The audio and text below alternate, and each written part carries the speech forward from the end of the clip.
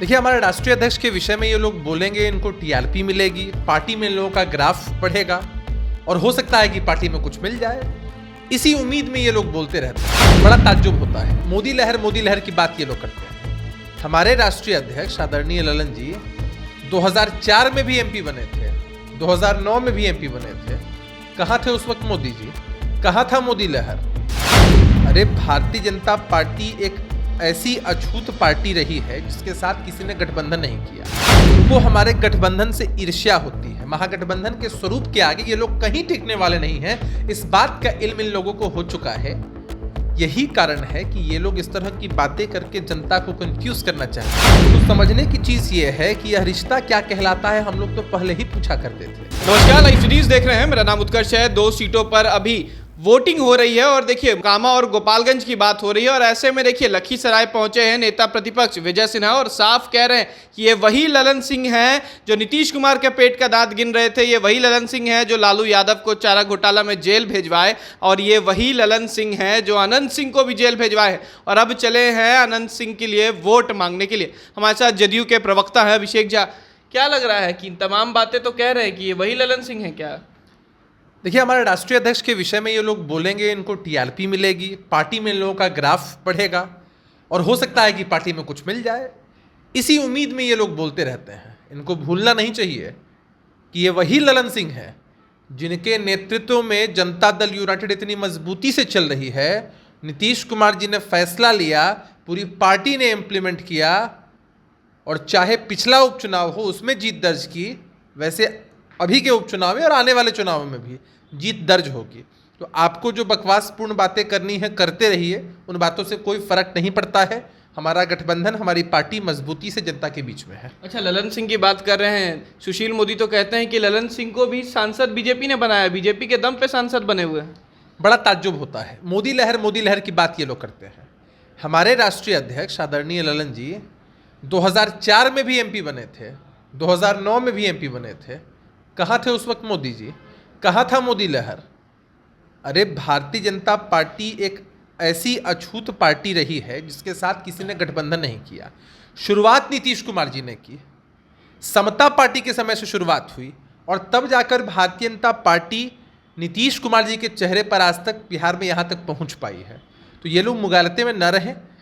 ये लोग एमपी नहीं बनाते हैं, जनता मतदाता मालिक एमपी बनाते हैं। अच्छा, ये सवाल हो रहा, आप कह रहे हैं कि गठबंधन आपने बीजेपी के साथ किया, अब बीजेपी करी, आप विलय कर लेंगे राजद के साथ? हमने कहा ना कि भारतीय जनता पार्टी के लोग खुद दिग्भ्रमित रहते हैं, इसलिए इस तरह की बातें करते हैं। उनको हमारे गठबंधन से ईर्ष्या होती है। महागठबंधन के स्वरूप के आगे ये लोग कहीं टिकने वाले नहीं हैं। इस बात का इल्म इन लोगों को हो चुका है।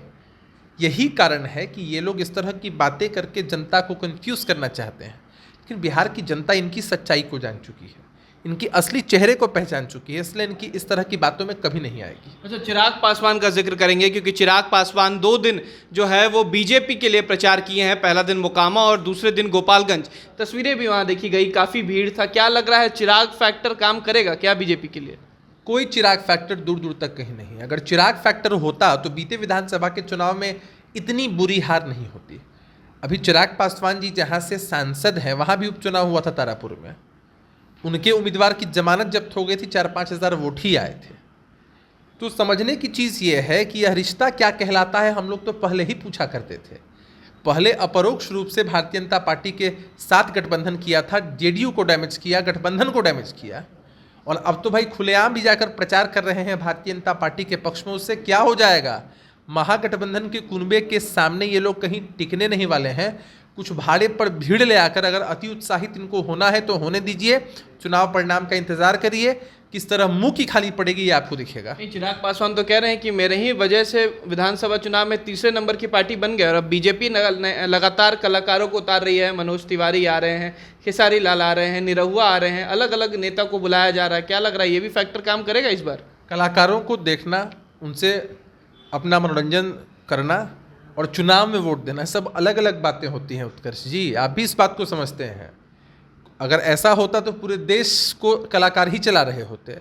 लोग समझते हैं कि कलाकार प्रोफेशनल कौन है और पॉलिटिकल इंसान कौन है, राजनीतिक व्यक्ति कौन है, जिसने राजनीति को देखा, समझा और जाना है, परखा है। तो ये लोग किसी को भी उतारें उससे कोई फर्क नहीं पड़ने वाला है। ये लोग अपनी जीत का दम भरते हैं क्योंकि इनका अंदर का कॉन्फिडेंस हिला हुआ है, जनता को दिग्भ्रमित करने की कोशिश करते हैं, लेकिन ये लोग कभी कामयाब नहीं होंगे। अच्छा, एक आखिरी सवाल है, राष्ट्रीय अध्यक्ष का भी आपके चुनाव होने वाला, अगले महीने चुनाव है, क्या लग रहा है ललन सिंह ही राष्ट्रीय अध्यक्ष रहेंगे या कि इसमें भी बदलाव होने की बात है? देखिए, हमारी पार्टी लोकतांत्रिक पार्टी है, आप जानते हैं। हमारी पार्टी ने हमेशा एक संदेश दिया है कि किस तरह से लोकतांत्रिक मूल्यों को मजबूत किया जाए, पार्टी के अंदर लोकतंत्र मजबूत रहे। अभी सदस्यता अभियान चल रहा है, संगठन का चुनाव हर स्तर पर होगा और जो भी उसके नतीजे होंगे आप लोगों के सामने होंगे। हमारी पार्टी परिवारवाद को बढ़ावा नहीं देती है, हमारी पार्टी वंशवाद को बढ़ावा नहीं देती है। जो भी लोग सक्षम हैं उनको मौका देती है, हम जैसे युवाओं को भी मौका देती है। चलिए, बहुत बहुत शुक्रिया। ये थे हमारे साथ अभिषेक झा, जिन्होंने साफ कहा है कि किसी भी नेता को बाहर से बुला लें, बीजेपी का कोई फायदा होने वाला नहीं है और चिराग फैक्टर बिहार में फिर से नहीं चलने वाला। फिलहाल खबर में सिर्फ इतना ही। आप हमारे साथ बने रहें, हमारे चैनल को सब्सक्राइब नहीं किया है तो जल्द से जल्द कर लें। बहुत बहुत धन्यवाद।